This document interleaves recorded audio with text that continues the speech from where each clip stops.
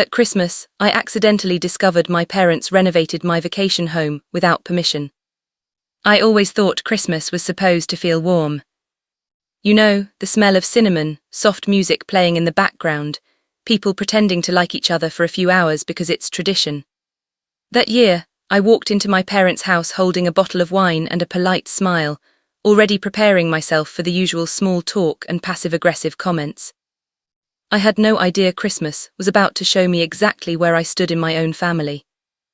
I'm Emily Carter, 34 years old, single by choice, financially independent, and according to my parents, doing well but not as well as you think. They loved saying that, as if success needed to be approved by them to count. What they didn't like to acknowledge was that I owned things. Real things. Valuable things, including my vacation home on the North Carolina coast, a place I bought 5 years earlier after selling my tech consulting company. That house was my sanctuary. Ocean-facing deck, white cedar siding, open kitchen with reclaimed wood counters I picked myself, every detail chosen carefully, lovingly. It wasn't flashy, it was mine. And my parents, they had been inside it exactly twice. Or so I thought. The party. The house was packed.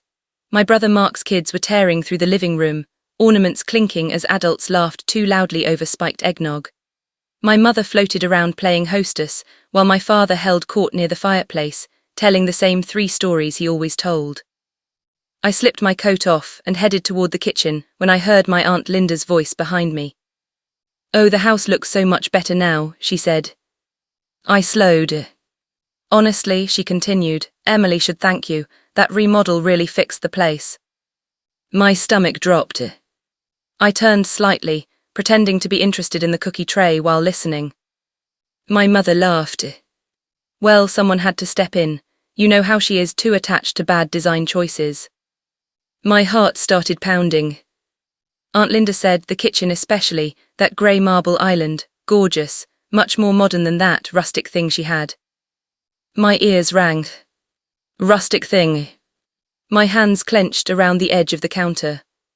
They weren't joking. They weren't exaggerating. They were talking about my house. Trying to stay calm. I waited, counted my breaths, told myself there had to be a misunderstanding. Maybe they were talking about a rental. Maybe they were confusing my place with someone else. But then my father chimed in. "Well, when you own something outright, you can afford to improve it," he said smugly. And since Emily's always busy, she didn't mind us managing it. I felt cold. Managing it. I stepped fully into the room. "What are you talking about?" The conversation died instantly. Every face turned toward me. My mother's smile froze, just for half a second, long enough for me to see the calculation behind it. "Oh, Emily," she said brightly, "we were just chatting." "About my house." "About what exactly?" I asked. Mark shifted uncomfortably. Aunt Linda suddenly found the cookies fascinating. My father cleared his throat. "Don't make a scene." That's when I knew. The truth comes out. "Did you remodel my vacation home?" I asked. The room went silent. My mother sighed dramatically. "Emily, don't be dramatic. Remodel is such a harsh word." I stared at her. "You changed my house without asking me." "Well," she said slowly, "it needed updating, and we were already staying there for a few weeks." I felt like the floor tilted. "You stayed there," I interrupted. My father frowned. It was sitting empty. What's the point of owning a place you barely use? I laughed once, sharp, disbelieving. "You had no right." "Oh please," my mother snapped, dropping the act. "We raised you. Everything you have came from us in some way." That sentence burned itself into my memory. Details I didn't want to know. Mark finally spoke. "They didn't mean any harm, Em. It actually looks really nice now." "What did you change?" I asked quietly. My mother brightened again, like she'd been waiting for the chance to brag. "Well, first of all, we tore out that ugly wooden island, replaced it with marble. Neutral tones sell better." "Sell," I echoed. "And the master bedroom, far too plain. We added built-ins. Oh, and we converted the office into a guest room, more practical." Each word felt like a violation.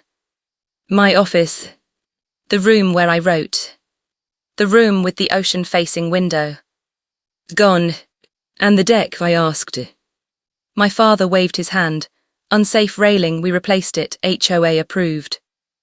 HOA. I suddenly realized something terrifying. How much did this cost? My parents exchanged a look. About $200,000, my mother said lightly. My vision blurred. You spent $200,000 on my house. Well, technically, my father said, the house paid for itself. We put it on short-term rental while you weren't using it. I felt sick. The justification. You rented out my home, I asked. It was smart, my mother said defensively. It earned money. Where is that money? Another pause. My father folded his arms. We reinvested it. I stared at them, realization crashing over me like a wave. They didn't see my house as mine. They saw it as family property. As something they could manage, control, improve, and eventually decide who deserved it. My mother tilted her head. You don't even have kids, Emily. One day this place should stay in the family. There it was. The real reason. Leaving the party. I didn't yell. I didn't cry.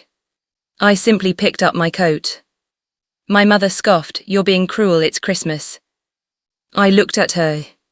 No, I said calmly, this is theft. Gasps, murmurs.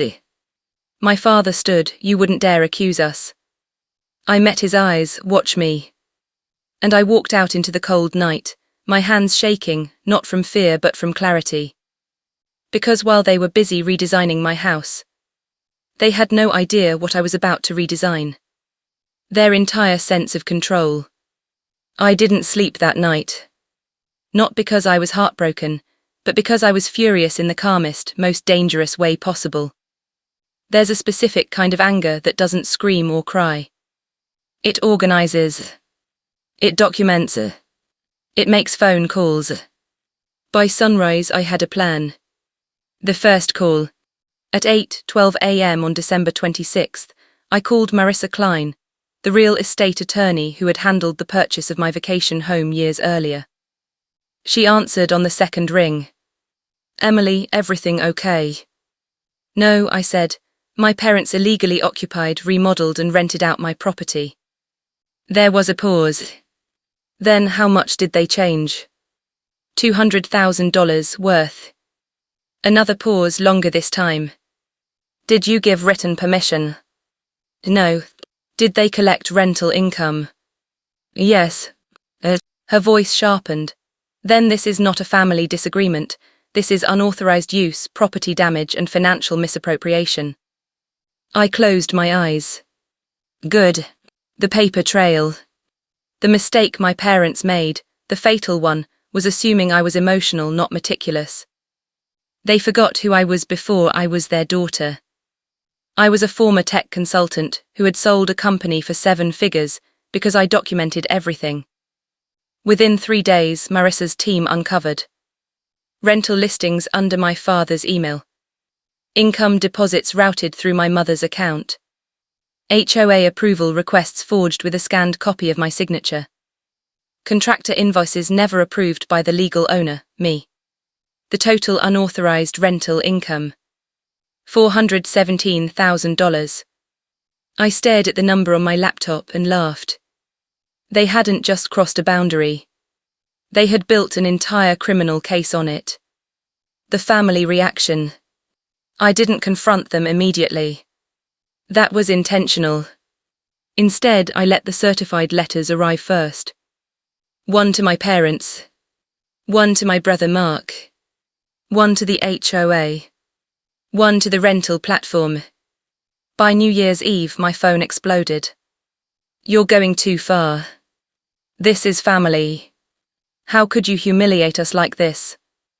People are asking questions. Good. The confrontation. We met at my parents' house on January 3rd. I arrived calm, dressed professionally, with a leather folder under my arm. My mother looked like she'd aged 5 years. My father wouldn't meet my eyes. Mark was angry for them. "This is insane," he snapped. "You're suing Mom and Dad." "No," I corrected. "I'm holding them accountable." My mother burst into tears. "After everything we did for you." I opened the folder and slid copies across the table. "You committed fraud," I said gently. "You forged my signature, you rented out my home, you altered my property." My father slammed his fist down. That house should have been Mark's kids' inheritance anyway. There it was.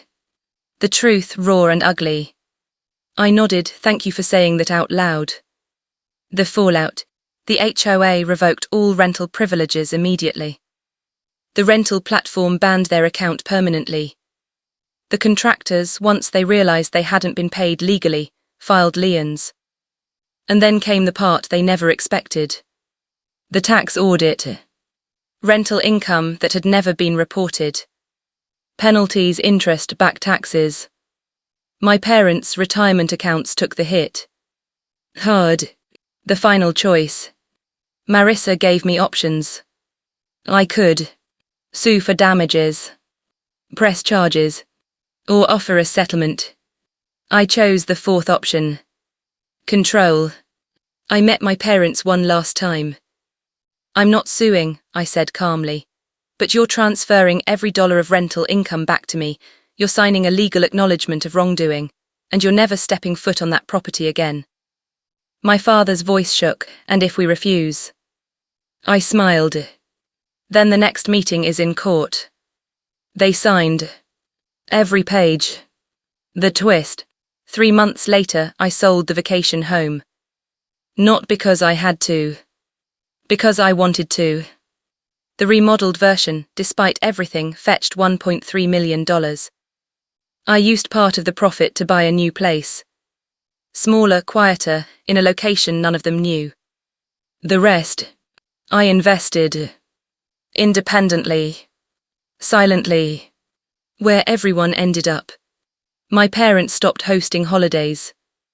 The house felt emptier now, stripped of authority they once assumed they'd always have. Mark barely speaks to me. He says I broke the family. I say the family broke itself. And me. Last Christmas I spent the holiday alone. On a balcony overlooking the ocean. In a home no one else had keys to. I sipped wine, watched the waves, and felt something I hadn't felt in years. Peace. Because I finally understood something important. Boundaries aren't cruelty. They're consequences. And Christmas. Christmas just happened to be the day the truth wrapped itself up and handed me my freedom. The end.